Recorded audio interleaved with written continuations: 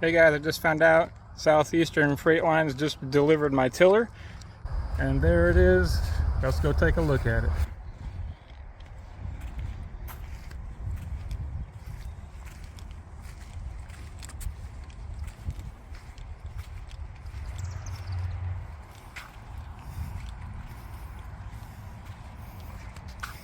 Wait, don't take a picture of me. Looks pretty good. There was a guy who saw the trucker coming down our yard, our driveway way down there, and he stopped to help him, and he pulled the pallet dolly with this 1,000-pound tiller on it through the gravel. But it looks and brand new, pretty good shape. I find this very interesting, as right under setup it says the tiller is delivered fully assembled, and it is not fully assembled. This is here something. This is for your 3-point hitch attachment. This is an oil seal. Not really sure what this is. Figure it out. And here's a cover, probably around your spline. And this little device right here looks like a thermos. Well, if you take this top off, it's got some tools to use. That would have been really nice, trying to get all of these nuts and bolts off of the frame. And it comes with your directions. So I'll be putting this thing together for the next couple hours, I'm sure. Really no directions on how to put it together, so I'm going to use these pictures as a guide to help. But the thermos is pretty cool because it attaches to the machine itself, and that's where you keep your user's manual and your tools in there. It's waterproof, so that's pretty cool. Not sure if the gears have oil in it already, but I tell you what, I got a whole set of tools included, and man, it was worth spending the money just for the tools. But let's take this off and take a peek. I don't know if you can see in there, but it does look like there's oil, but I can't tell because it's not very high. It sounds like it's about maybe half, so maybe that's all you need in there. And then on this one right here, this is the gearbox for the PTO shaft. And this one actually has a dipstick.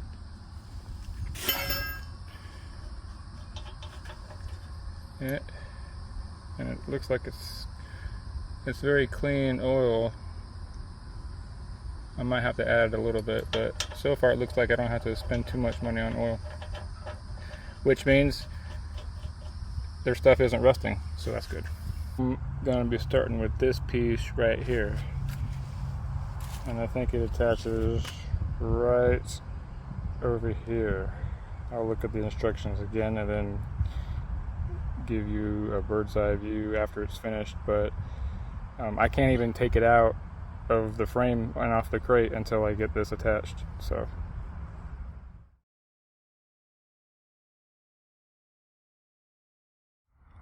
alright, I was kind of freaking out because these connections were not lining up. What you have to do is you have to slide these over,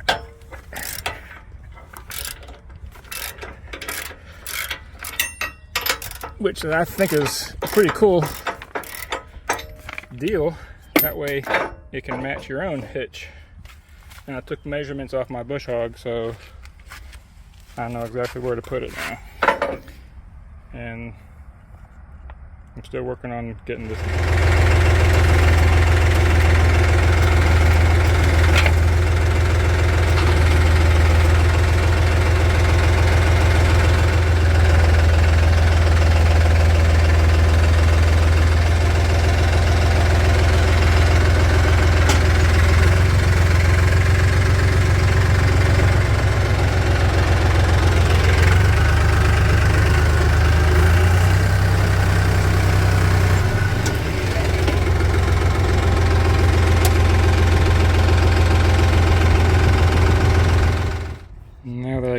shade, you can actually see there's no rust. A lot of people have been complaining about rust sitting in the weather. The only rusted, dirty thing is the tractor. But this is nice. And these are the tine guards to protect, I guess, your legs or arms getting tilled up in there. And you just have to tighten these up right there.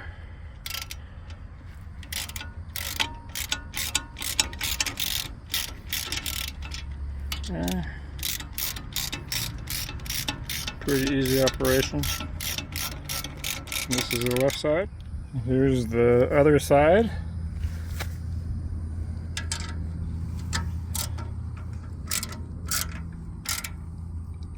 You tighten it up just to make sure that this kickstand moves freely. Otherwise, this thing will kind of ride it, and you won't be able to raise it or lower it. And especially, you won't be able to get your pin out. So just make sure everything functions right. And we're getting closer to being done.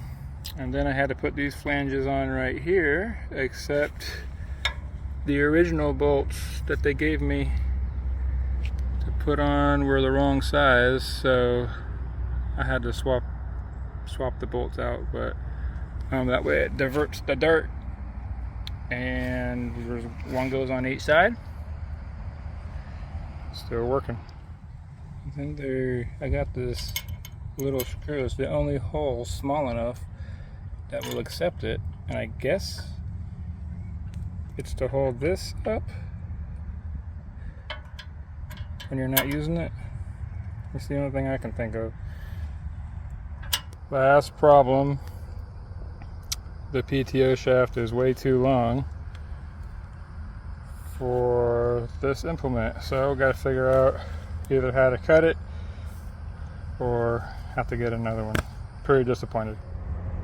And here is the finished PTO shaft. After I had to cut off 18 inches. So if that kind of gives you an idea of how long the original shaft was that they sent me. But, you know, just watch a couple videos and you can do it too. No problem. It took me a couple hours to figure it out. It took mainly that long because of fear, but it all worked out.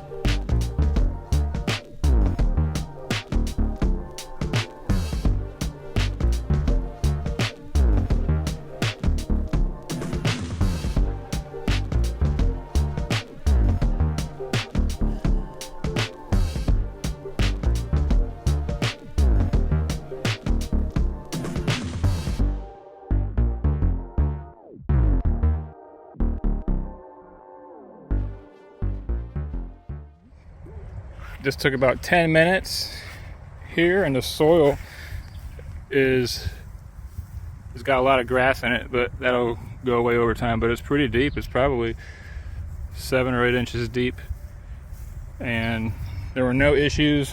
It performed flawlessly. When I initially put the tiller down to go in the dirt, I couldn't even tell that it was tilling. It was a very smooth operation, not jerky at all. So very good tiller. I'm very pleased, and I'll be doing more of this throughout the year.